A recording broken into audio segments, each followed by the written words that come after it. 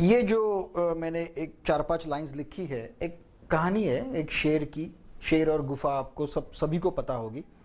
जब छोटे बच्चे जो होते हैं, जब छोटे बच्चे इस कहानी को पढ़ते हैं तब वो कैसे पढ़ते हैं। मैंने स्कूल में या स्टेज पर देखा है, कई छोटे बच्चों को देखा है। एक भूखा शेर शिकार की खोज में जंगल में घूम रहा था। घूमते घूमते वह थक गया। अभी मैं तो ये बहुत कंटिन्यूस बोल रहा हूँ, लेकिन बच्चे कैसे बोलते हैं। एक भूखा शेर शिकार की खोज में जंगल में घूम रहा था। घूमते घूमते वो थक गया, उसकी भूख भी बढ़ गई। अकस्मात उसने एक गुफा नजर आई। इस तरह से बच्चे बोलते हैं। और बड़े लोग थोड़ा स्पीड में बोलते हैं, लेकिन उनका भी बोलने का तरीका कुछ बच्चों जैसा ही होता है। स्टोरी टेलिंग ये सबके बस की बात नहीं होती। इसे सीखना पड़ता है, इसे कहने के लिए सीखना पड़ता है। मैंने बहुत सारे नर्सरी स्कूल्स का जब परीक्षण किया, नर्सरी स्कूल्स जहाँ पे 3 साल के बच्चे वगैरह जाते हैं, वहाँ भी कई टीचर्स मैंने देखी है जिन्हें बहुत ही अच्छी तरह से स्टोरी टेलिंग नहीं आती। आपको भी पता होगा कि बच्चे घर पे आके कहते हैं कि ये टीचर मेरी फेवरेट है। क्यों? क्योंकि वो उसके साथ उसकी लैंग्वेज में बात कर सकती है, वो उसे बहुत अच्छी तरह से समझा सकती है। तो ये जो बात है वो आपको सीखनी है, और इसके लिए सबसे महत्वपूर्ण है आपका फोनेटिक पंक्चुएशन।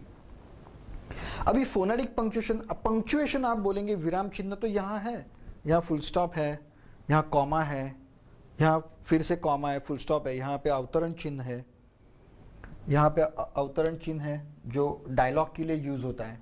तो ये पंक्चुएशन मार्क्स तो यहाँ पर है। तो अगर आप इन पंक्चुएशन मार्क्स को ठीक तरह से पढ़ोगे तो हम देखते हैं, एक भूखा शेर शिकार की खोज में जंगल में घूम रहा था।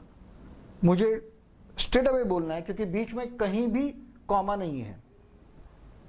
घूमते घूमते वो थक गया, फुल स्टॉप लिया क्योंकि यहाँ पे फुल स्टॉप दिया है।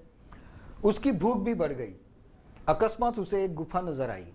शेर ने सोचा, इस गुफा में जरूर कोई जानवर रहता होगा। मैं यही छिप जाता हूं और जैसे ही कोई जानवर बाहर निकले मैं उसे धर दबोचूंगा। अब आप देखिए कि यहां मेरे बोलने की गति अपने आप बढ़ गई, क्योंकि यहां पे कोई पंक्चुएशन मार्क ही नहीं था, बीच में कॉमा ही नहीं था। और जो कुछ भी मैंने कहा वो आपके ठीक तरह से समझ में नहीं आया होगा। क्यों? क्योंकि मैं कंटिन्यूअस बोल रहा था, मैं कहीं रुक ही नहीं रहा था, मैं कंटिन्यूअस बोल रहा था। ठीक है। तो जब आपके पास ऐसा कोई पैराग्राफ आए, अब आप कहेंगे कि हर वक्त जब हमारे हाथ में कोई बुक्स या स्क्रिप्ट होगी या कुछ पढ़ने के लिए होगा तो क्या हम पेन लेके बैठे पंक्चुएशन के लिए? नहीं, उसकी ज़रूरत नहीं है। आपके अंदर आपका अंतर्मन बहुत ही अच्छी तरह से काम करता है। आपको सिर्फ 10 पन्ने इस तरह से पंक्चुएट करने हैं, फोनेटिक पंक्चुएशन करना है और उसे पढ़ना है उस तरह से। उसके बाद आपको कभी भी पंक्चुएशन मार्क करने की जरूरत नहीं पड़ेगी। आपका मन अपने आप वहां पे पंक्चुएशन मार्क दे देगा। ठीक है। तो सबसे पहले एक चीज हम करते हैं, तो यहां पे जो पंक्चुएशन मार्क्स है व्याकरण के, उसे हम डिलीट करते हैं। जब आप कोई भी बुक या कोई भी लेख का पंक्चुएशन मार्क करने जाओगे तब उसकी जेरॉक्स निकाल के कीजिए, ताकि वो ओरिजिनल बुक कभी खराब ना हो। और पेंसिल से मार्क कीजिए। आपको कम से कम 10 पन्ने, 10 पेजेस आपको पंक्चुएशन मार्क्स करने हैं, ताकि आप एक्सपर्ट हो जाए इसमें और उसके बाद आपको कभी करने की ज़रूरत नहीं पड़े। ठीक है। 10 पन्ने एक साथ मत कीजिए, एक पन्ना कीजिए, फिर उसे पढ़िए। अपने आप आपको समझ में आएगा कि आप क्या गलत बोल रहे हैं, कहाँ पे आपका मार्किंग गलत हो रहा है। आपके पास मोबाइल है जिसमें रिकॉर्डिंग होता है, जैसे ही आप पढ़ रहे हो उसे रिकॉर्ड कर लीजिए। रिकॉर्ड करने के बाद फिर से सुनिए उसे, तो आपको अपने आप पता चल जाएगा कि आपने कहाँ गलती की है। तो अब पंक्चुएशन मार्क्स, सिर्फ 2 तरह के पंक्चुएशन मार्क्स हम यूज करते हैं। एक पंक्चुएशन मार्क, और तीसरा भी है लेकिन वो अभी नहीं लेते। एक पंक्चुएशन मार्क है अंडरलाइन। अंडरलाइन का मतलब होता है हमें कहाँ जोर देना है, किस शब्द पर हमें जोर देना है। और एक स्लैश होता है। स्लैश का मतलब है हम यहां पे उस वाक्य को काटेंगे, मतलब रुकेंगे, पॉज लेंगे। ओके, अभी ये पॉज आपके ऊपर डिपेंड है कि आप फुल स्टॉप लेंगे, मतलब ज्यादा देर तक रुकेंगे या थोड़ी देर तक रुकेंगे। उसके लिए कोई अलग मार्किंग नहीं है। जनरली हम अंडरलाइन और स्लैश ये दो चिन्ह यूज करते हैं। ओके, तो चलिए हम लोग अब देखते हैं कि पहले पॉजेस कहां देना है। देखिए, आपका एक ब्रीदिंग स्टाइल होता है, सांस लेने का एक स्टाइल होता है, एक स्पीड होती है। उस स्पीड के हिसाब से अगर आप गलत ज्यादा या कम बोलते जाएंगे तो ऐसा हो जाएगा, आप रुक जाएंगे बीच में। आपने देखा होगा कि कई लोग ऐसे पढ़ते पढ़ते सांस लेने के लिए रुकते हैं। एक भूखा शेर शिकार की खोज में जंगल में घूम रहा था। घूमते वो थक गया, क्योंकि वो लोग उनकी सांस से मैच नहीं कर पा रहे उस स्पीड को। तो अब हम हमारी सांसों से मैच कर लेंगे। पहले एक भूखा शेर, अब यहां पे हम रुकेंगे। पहले मैं आपको ये पढ़ के दिखाता हूं without doing any punctuation marks, ठीक है, कैसे पढ़ना चाहिए। एक भूखा शेर शिकार की खोज में जंगल में घूम रहा था। घूमते घूमते वो थक गया, उसकी भूख भी बढ़ गई। अकस्मात उसे एक गुफा नजर आई। शेर ने सोचा, इस गुफा में जरूर कोई जानवर रहता होगा, मैं यही छिप जाता हूं और जैसे ही कोई जानवर बाहर निकले मैं उसे धर दबोचूंगा। ये जनरल स्टाइल है बात करने की, स्टोरी टेलिंग की। अभी ये छोटे बच्चों की स्टोरी है तो उसमें इमोशंस बहुत ज्यादा होने चाहिए। ओके, जब आप शेर बोल रहे हो तो बच्चों के लिए एक भूखा शेर, वो शेर ही होना चाहिए। आपके एक्सप्रेशंस, इमोशंस उसमें आने चाहिए। फोनेटिक पंक्चुएशन के साथ साथ हम इमोशंस भी ले रहे हैं अभी। तो चलो पहले इसके फोनेटिक करते हैं। पहले हम देखेंगे किस शब्द पर हम जोर देंगे। एक भूखा शेर शिकार की खोज में, एक भूखा शेर कॉमा भूखे शेर पर मैं जोर दूंगा। एक भूखा शेर, कट, यहां पे मैं थोड़ा सा रुकूंगा। शिकार की खोज में यहां पे कट हो गया सेंटेंस। एक भूखा शेर शिकार की खोज में जंगल में घूम रहा था। जंगल में, जंगल पे स्ट्रेस होना चाहिए। जंगल में घूम रहा था। घूमते घूमते, यहां पे कट होगा। घूमते घूमते वो थक गया, ऐसा होगा। अभी घूमते घूमते अब ये नॉर्मल सेंटेंस जब होगा तब आप उसे कॉमा नहीं देंगे घूमते घूमते, लेकिन जब आप बोल रहे हो तब वहां पे आपका सेंटेंस कट हो जाएगा। उसकी भूख भी बढ़ गई। भूख, स्ट्रेस करेंगे आप इसको। अकस्मात, स्टोरी टेलिंग है ये, इसमें इमोशंस आने चाहिए। अकस्मात, अब ये आपके ऊपर है, आप बहुत ज्यादा इमोशंस दे रहे हैं या कम इमोशंस दे रहे हैं। अकस्मात उसे एक गुफा नजर आई। ओके, अकस्मात मैं तो इसे कट करूंगा, उसे एक गुफा नजर आई। गुफा को अंडरलाइन होगी, ये इसको हम जोर देंगे। गुफा नजर आई। शेर ने सोचा, शेर को मैं जोर दूंगा। शेर ने सोचा, वापस सेंटेंस यहां पर कट हो गया आपका। शेर ने सोचा, इस गुफा में जरूर कोई जानवर रहता होगा। अब देखिए, अब शेर ने सोचा मतलब वो अपने मन में सोच रहा है, तो ये डायलॉग हुआ। अगर वो डायलॉग है तो उसे आपको थोड़ा सा दूसरी तरीके से बोलना पड़ेगा। शेर ने सोचा, इस गुफा में जरूर कोई जानवर रहता होगा। हम ये स्टोरी टेलिंग कर रहे हैं बच्चों के लिए। तो जब आप कहते हो कि शेर ने सोचा, शेर ने कहा, तब वो शेर के स्टाइल में ही आना चाहिए, जो ट्रेडिशनल शेर का स्टाइल है वैसा, जैसे जंगल बुक में शेर खान बोलता था वैसा। ओके, शेर ने सोचा, इस गुफा में जरूर कोई, अभी इस गुफा में, यहां पे कट हो गया मेरा सेंटेंस, इस गुफा में, लेकिन मैंने छोटा सा पॉज लिया वहां पर, बहुत छोटा सा पॉज लिया। इस गुफा में जरूर, अभी जरूर को स्ट्रेस होगा और जानवर को स्ट्रेस होगा और होगा को कट होगा सेंटेंस। इस गुफा में जरूर कोई जानवर रहता होगा, मैं यहीं छिप जाता हूं। यहीं को स्ट्रेस होगा, मैं यहीं छिप जाता हूं। और जैसे ही, अब जैसे ही को स्ट्रेस होगा और जैसे ही कोई जानवर बाहर निकले, बाहर को होगा, क्योंकि इसमें ये दो इंपॉर्टेंट वर्ड्स है, जैसे ही बाहर निकले मैं उसे धर दबोचूंगा। तो धर को स्ट्रेस होगा, धर दबोचूंगा। ओके, तो ये हो गया हमारा कंप्लीट फोनेटिक पंक्चुएशन। इस प्रकार आपको एक पैरा, एक छोटी सी कहानी लेकर जेरोक्स निकालकर उसको पेंसिल से ये मार्क करना है। शुरू में आप मार्क कीजिए, फिर उसको पढ़ के देखिए। पढ़ते पढ़ते आपको लगेगा अरे नहीं, यहां स्ट्रेस नहीं होना चाहिए था, आगे स्ट्रेस होना चाहिए था। ठीक है, तब अब मान लो कि ये कहानी हम किसी बच्चे को, छोटे बच्चे को सुना रहे हैं। ठीक है, और जैसे पंक्चुएशन किया हुआ है वैसे ही हम अब इस कहानी को पढ़ेंगे। तो चलो अब इस कहानी को पढ़ते हैं। एक भूखा शेर शिकार की खोज में जंगल में घूम रहा था।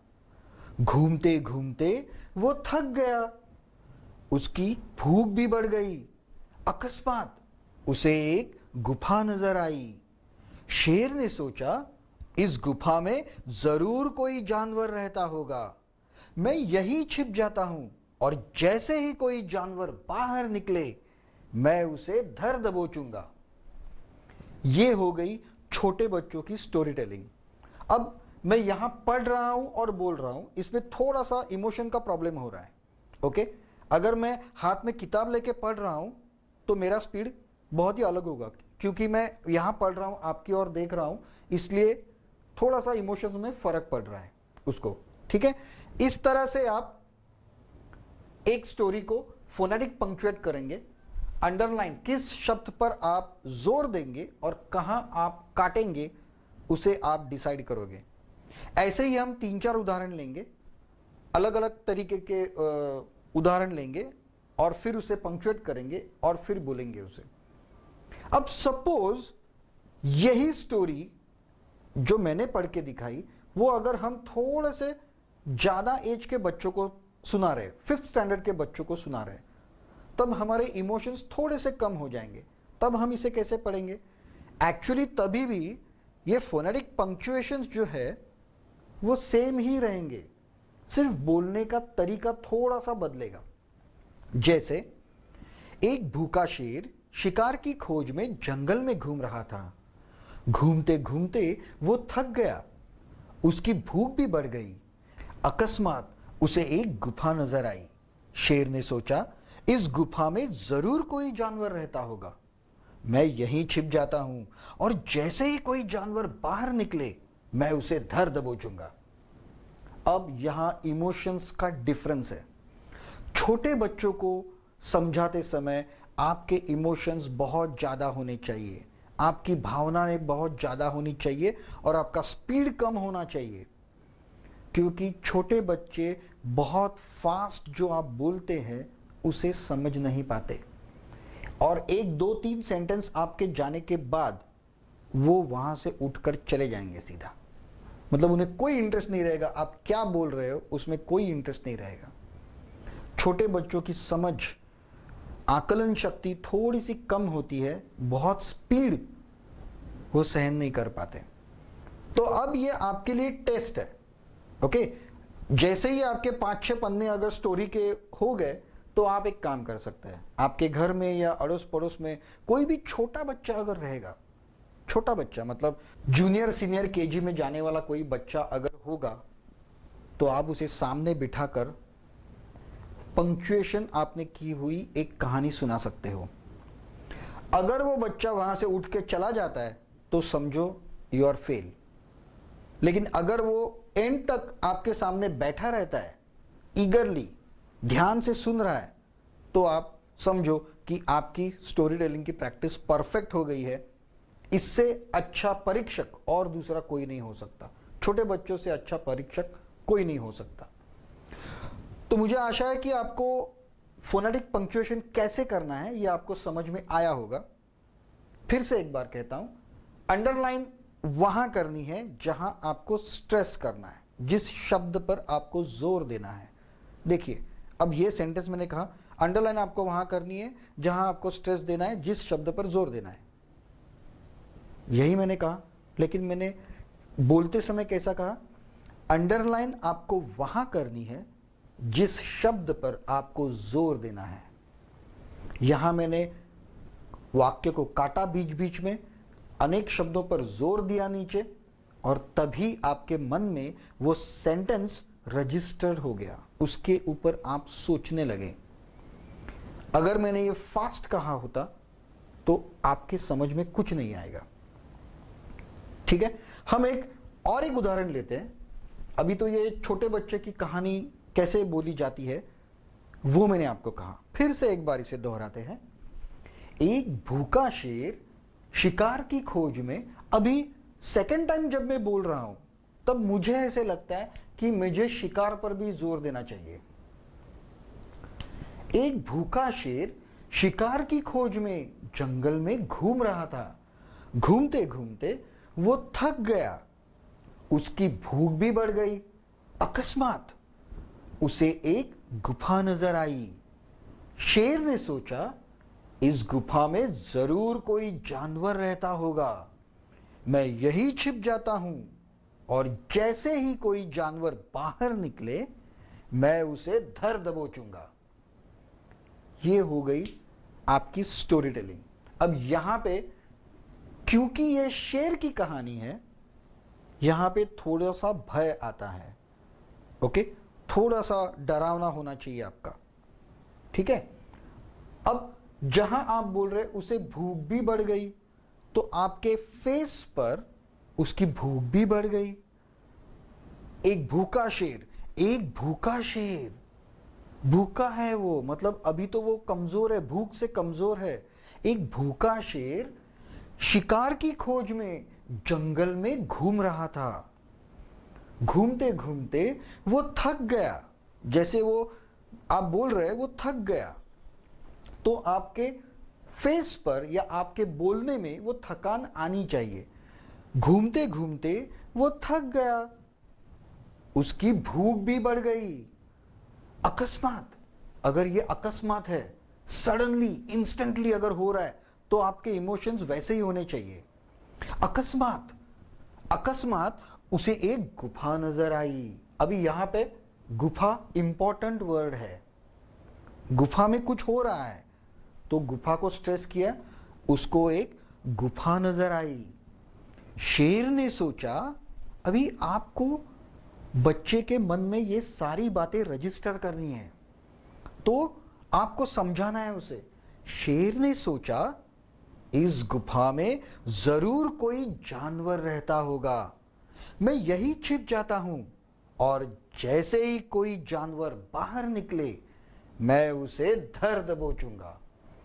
This is the way of story telling for kids. छोटे बच्चों की कहानी इस प्रकार से अगर आप कहेंगे तो उन्हें वो बहुत अच्छी लगेगी।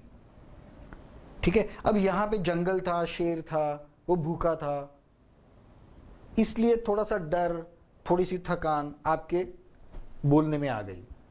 अगर ये कोई परी की कहानी है तो परी की कहानी में तो सारा सुंदर सुंदर ही होगा। एक बहुत अच्छी परी रानी थी। अब आप देखिए, एक बहुत अच्छी परी रानी थी, एक बहुत अच्छी परी रानी थी। इन दोनों में डिफरेंस है। आपको वही इमोशंस, वो शब्द का जो अर्थ है, वही अर्थ आपके बोलने में उसे लाना है, वो आना चाहिए आपके बोलने में। अगर आप घर में किसी की मौत की खबर दे रहे हो तो क्या आप ऐसे कहेंगे, अरे मम्मी आज ना मैंने एक बाइक का एक्सीडेंट देखा, वो मर गया? नहीं, ऐसा नहीं होता।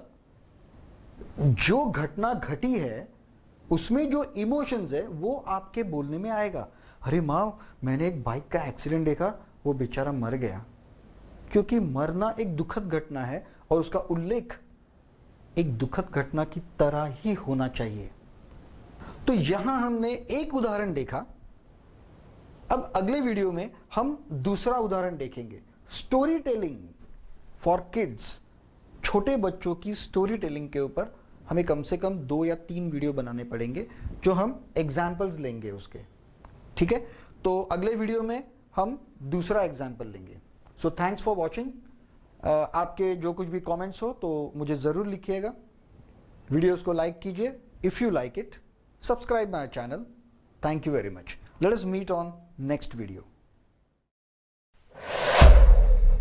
Bubbles Hindi